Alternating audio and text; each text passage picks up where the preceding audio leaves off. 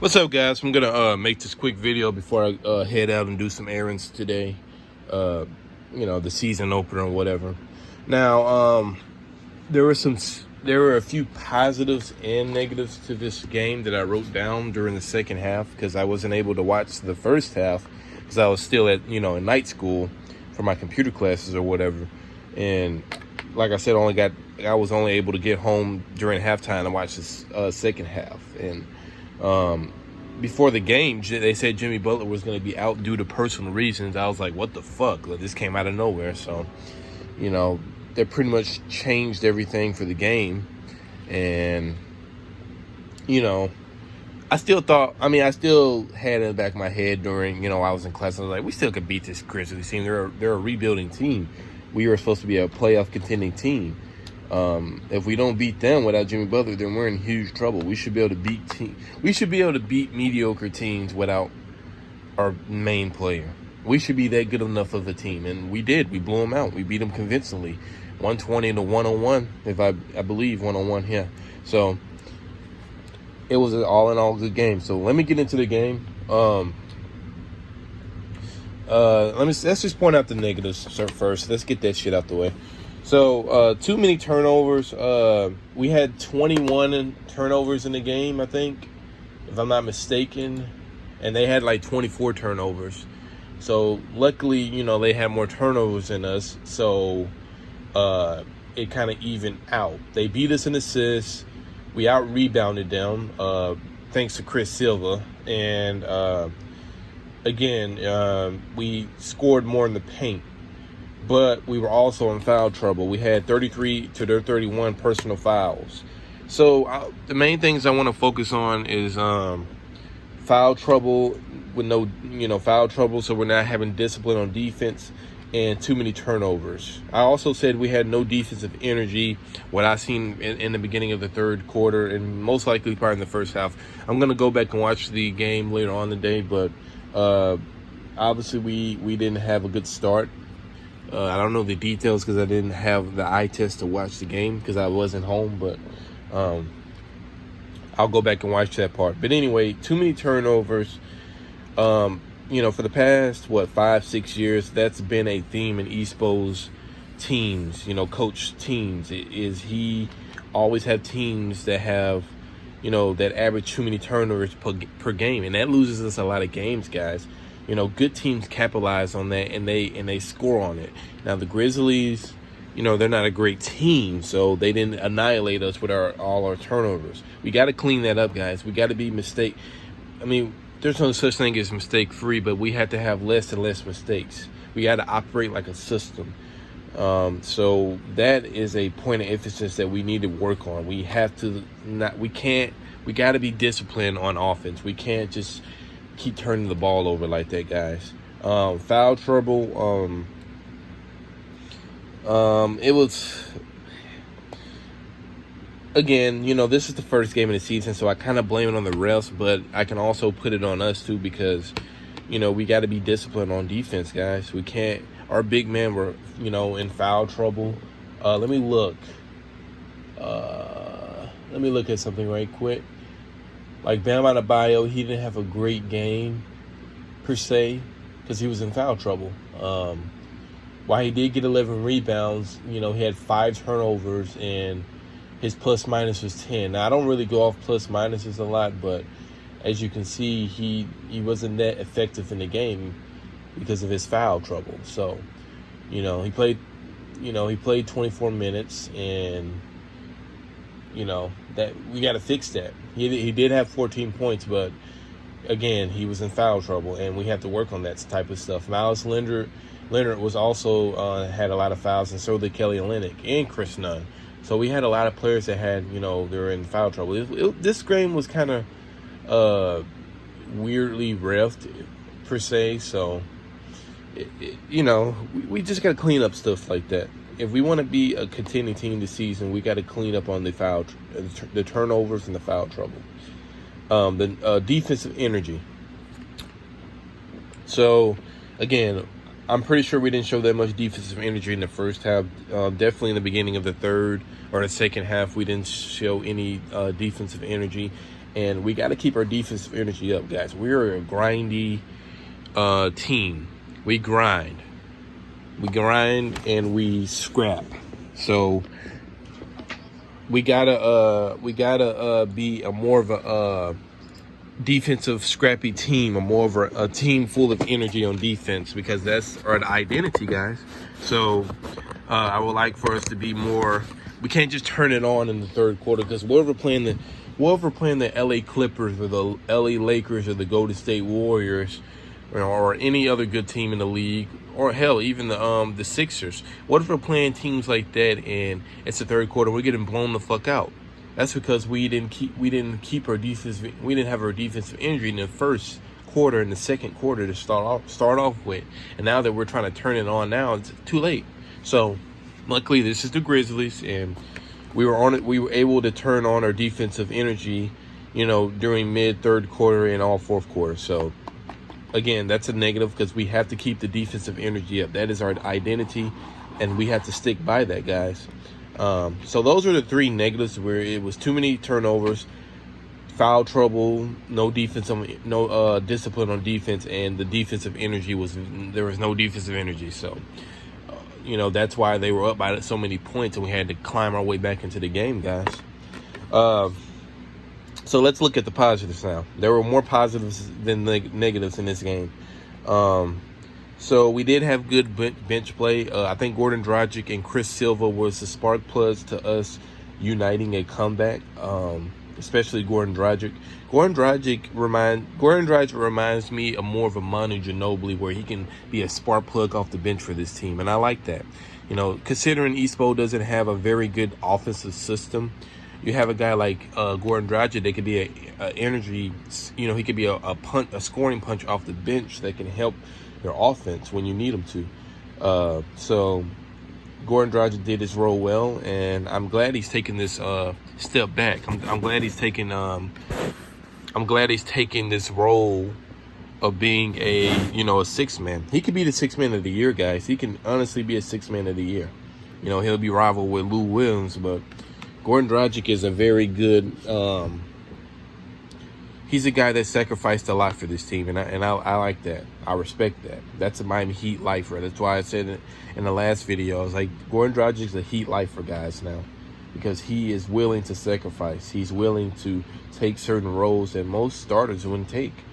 Dion Waiters, even though Dion Waiters is not good as Goran Dragic, but I don't even want to get on that. So we had good bench play from Goran Dragic and Chris Silva.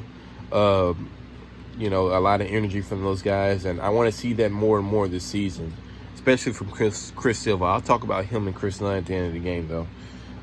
Justice Winslow was very aggressive in the beginning of the game. Even in the beginning of the game and the second half, he was very aggressive to start off with, and he stayed aggressive through the whole game. And that's what we need Justice Winslow as a leader to do for this team. I really see Justice Winslow as a leader of this team. This is his fourth season in the league, if I'm not mistaken, or fifth, something like that. I think it's his fourth, though. And Justice Winslow has really stepped into his own. I think last year was more of his breakout year, but this year is going to be he's going to be more consistent this year. If you guys know what I mean. Last year was his step to be a breakout player, because in the beginning of last year, I was ready to give up on Winslow. I was like, at this point, he's not progressing at all, but he just turned on that December of last year, and ever since then he's been good. Yeah, he had iffy games every now and then, but I think this year he's going to be more assertive, more aggressive on offense, because he has even a bigger role, and he's going to be more consistent. If he can be more consistent, if he can give us around 20 points per game, 20 points, 22 points per game, 5 assists, 5 rebounds, 6 assists, or 7 assists, 5 rebounds, he's an all-star. That's all-star numbers. That is what an all-star does. So I'm looking for Winslow to be more of a consistent player this year and be more of a leader this year, because Winslow is he's one of our top best players on the team now. So like I said, Chris Silva energy, Winslow being more of a team leader, and he seems more consistent. So I'm gonna be looking at Winslow very closely this year to see if he's more of a leader and more consistent. Him and Bam Adebayo. So like I said, Chris Silva had a good game. Chris Nunn had a very good. Chris Nunn, man, he's easily becoming my favorite players on this roster, guys. Like really, he's easily becoming one of my favorite players on the roster already. Just his poise, his craftiness. He can shoot, he can pass. He's not that great on defense yet. He was in foul trouble, but he will get better than that as more he's embedded into the system. He pretty much makes Dion Waiters very expendable. Him and Tyler Hero makes Dion Waiters very expendable and very tradable. So again, Chris Nunn played very good. I think he had 15 or 18 points. I'm going off memory, guys. Let me look at the stats right quick. Chris Nunn had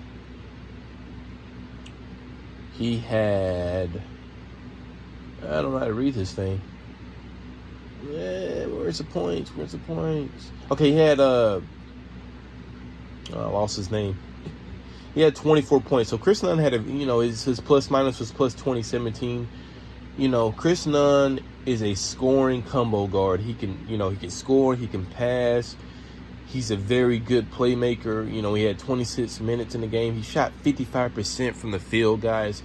I'm liking Chris Nunn a lot, man. And I'm thinking we should actually start him, honestly. Why not? I really think East Coast should look into starting him at point guard. Now, I know Winslow starts the point guard, but you can easily put Winslow back at the 3, and let him be more of a hybrid type of player. Have Butler at the 2 and have Chris Nunn at the 1. I think that would work better. I think that would be a very good lineup. And then you have Kelly Olynyk at the 4 and Bam at the 5. So I'm really looking more and more into Chris Nunn's development this year. I did not see this coming, guys. Like, I saw the Tyler Johnson development coming. I saw the Hassan White. I really didn't see Hassan Whiteside's development coming because he just showed up in one of the regular season games, and ever since he was more reckoned with one of the best centers in the league at that time. So Chris Nunn's kind of like that Hassan Whiteside type of project.